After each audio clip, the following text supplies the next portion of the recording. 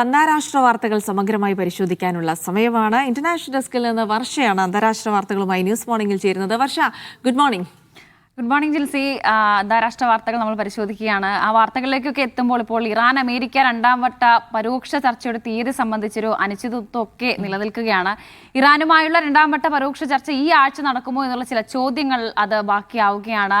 മാത്രമല്ല, ഈ Japan parliament തെരഞ്ഞെടുപ്പിൽ ലിബറൽ ഡെമോക്രാറ്റിക് പാർട്ടി മികച്ച വിജയമാണ് സ്വന്തമാക്കിയിരിക്കുന്നത്. ഇതടക്കമുള്ള നിരവധി വാർത്തകളുണ്ട് ഇന്ന് ലോകത്ത്. നോക്കാം. ഇറാൻ അമേരിക്ക രണ്ടാം വട്ട പരോക്ഷ ചർച്ചയുടെ തീയതി സംബന്ധിച്ച അനിശ്ചിതത്വം ഇപ്പോൾ നിലനിൽക്കുകയാണ്. ഇറാനുമായുള്ള രണ്ടാം വട്ട പരോക്ഷ ചർച്ച ഈ ആഴ്ച നടക്കുമെന്നായിരുന്നു US പ്രസിഡന്റ് ഡൊണാൾഡ് ട്രംപ് കഴിഞ്ഞ ദിവസം അറിയിച്ചത്. തുടർ ചർച്ചാ തീയതി ഇതുമായി ബന്ധപ്പെട്ട് അമേരിക്കയുമായി മധ്യസ്ഥ രാജ്യങ്ങൾ ആശയവിനിമയമൊക്കെ തുടരുകയാണ്. എന്തായാലും ഇസ്രായേൽ പ്രധാനമന്ത്രി ബെന്യാമിൻ നെതന്യാഹു വൈറ്റ് ഹൌസിലെത്തി US പ്രസിഡന്റ് ഡൊണാൾഡ് ട്രംപുമായൊക്കെ ചർച്ചയും നടത്തുന്നുണ്ട്.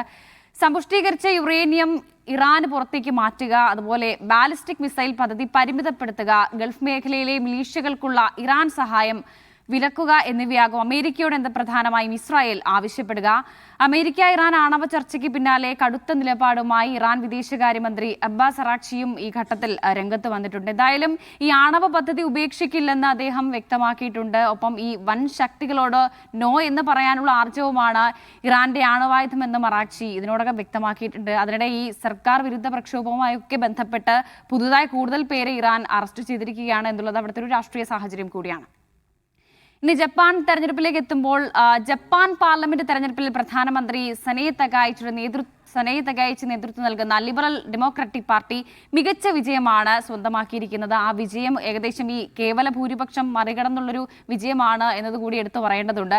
ജപ്പാനിൽ ഏകദേശം 465 അംഗ പാർലമെന്റാണ്. ആ 465 അംഗ പാർലമെന്റിൽ തന്നെ 361 സീറ്റിലാണ് LDP വിജയം സ്വന്തമാക്കിയിരിക്കുന്നത് എന്നുള്ളതാണ് ഒരു പ്രധാനപ്പെട്ട കാര്യം.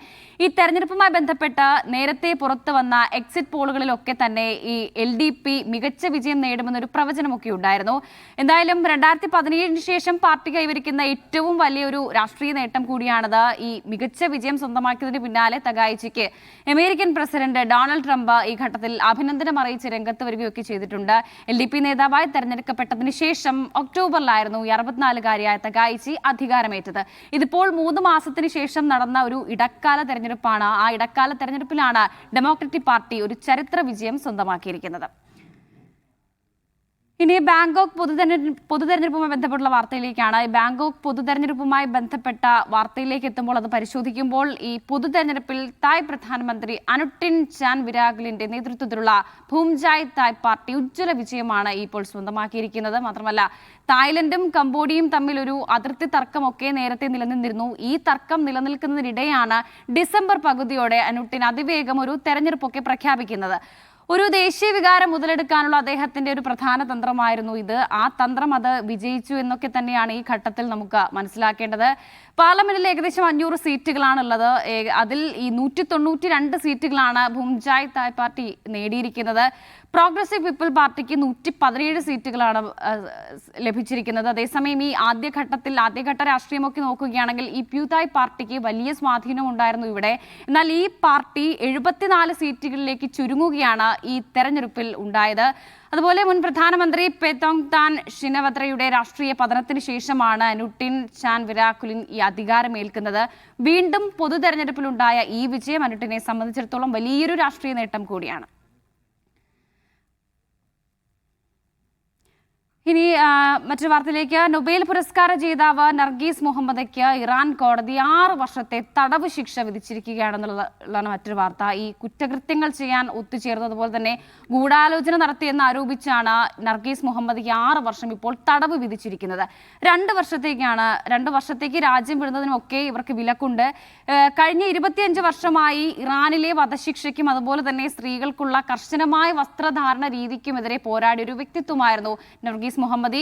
53 വയസ്സാണ്. അപ്പോൾ 53-കാരിയായ ഇവർ മുൻപ് പലതവണയും ജയിലിലായിട്ടുണ്ട്. ആ ജയിലിനുള്ളിലായിരിക്കുമ്പോൾ തന്നെ പ്രതിഷേധങ്ങളടക്കം അവർ സംഘടിപ്പിച്ചു. നിരാഹാര സമരം നടത്തിയുമൊക്കെ നർഗീസ് മുഹമ്മദി തന്റെ പോരാട്ടം അവിടെയും തുടരുകയായിരുന്നു എന്നുള്ളതാണ് എടുത്തു പറയേണ്ട ഒരു കാര്യം. അപ്പോൾ ഇറാനിലെ വധശിക്ഷയ്ക്കെതിരെയുള്ള പോരാട്ടത്തിനാണ് 2023 അവർക്ക് നൊബേൽ പുരസ്കാരം ലഭിച്ചത്. പക്ഷേ ആ നൊബേൽ പുരസ്കാരം ലഭിക്കുന്ന സമയത്തും ഇവർ ജയിലിൽ തന്നെ തുടരുകയായിരുന്നു. ഇറാനിയൻ നിയമപ്രകാരം ഒരേ സമയം ഈ 2 ശിക്ഷ അനുഭവിക്കേണ്ടി വന്നാൽ അതിൽ ഏറ്റവും ദൈർഘ്യമുള്ള ശിക്ഷ മാത്രമായിരിക്കും നടപ്പാക്കുക എന്നൊരു പ്രത്യേകത കൂടിയുണ്ട്. അപ്പോൾ നർഗീസിന്റെ ആരോഗ്യ പ്രശ്നങ്ങളൊക്കെ കണക്കിലെടുത്ത് എന്തായാലും ചികിത്സയ്ക്കായി അവർക്ക് താൽക്കാലികമായ ജാമ്യം ലഭിക്കുമെന്നൊരു പ്രതീക്ഷ കൂടി ഈ ഘട്ടത്തിലുണ്ട്.